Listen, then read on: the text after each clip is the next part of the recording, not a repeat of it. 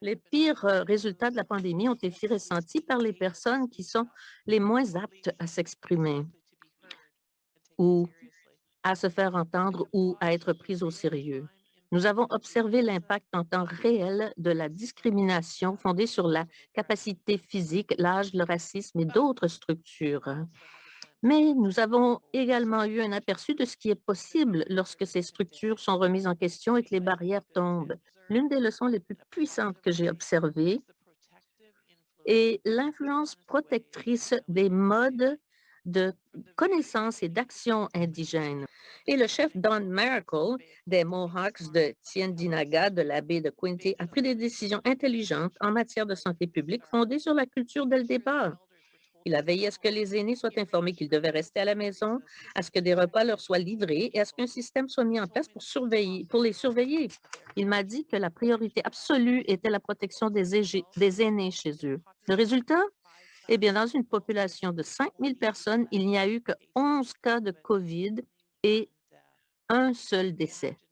Imaginez si nous avions ce genre de soins pour les personnes âgées dans le reste de notre culture. Nous devons donc changer de mentalité. On a tendance, surtout dans la médecine, comme Jane a dit, à être paternaliste envers les patients. Il faut qu'on change de mentalité. Il faut arrêter de demander aux gens qu'est-ce qui ne va pas avec vous. Il faut leur demander qu'est-ce qui vous est arrivé, qu'est-ce qui est important pour vous. Il faudrait finalement plutôt nous pencher sur les forces des gens, de l'avenir possible pour les gens. Il faudrait arrêter de prescrire les médicaments et vraiment mettre l'accent sur la guérison.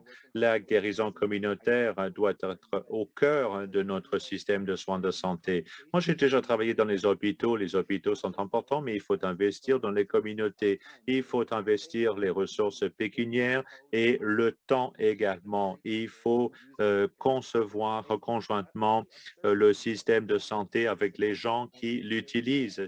J'ai moi-même été récemment témoin de la triste exclusion de la participation des soignants aux soins en raison des restrictions imposées aux visites à l'hôpital. Ma grand-mère a 84 ans et était totalement indépendante. Elle s'est rendue aux urgences pour des étourdissements et des nausées. Elle a dû être transportée dans un autre hôpital, faute d'ambulance.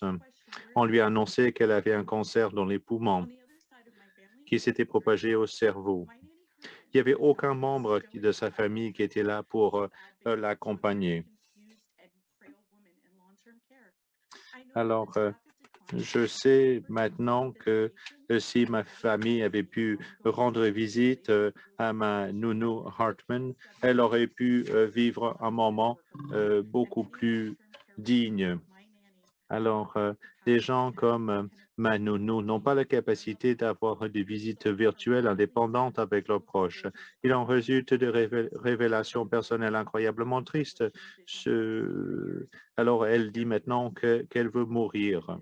Les aidants sont beaucoup plus que des visiteurs, vous savez. Merci à tous les panélistes. Je trouve que ça a été très puissant.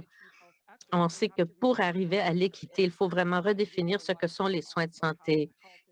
Et je pense qu'on sait que la santé, c'est beaucoup plus que ce qui se passe dans le cabinet d'un médecin et à l'hôpital. C'est une question de partenariat, de politiciens et d'aplanir les silos.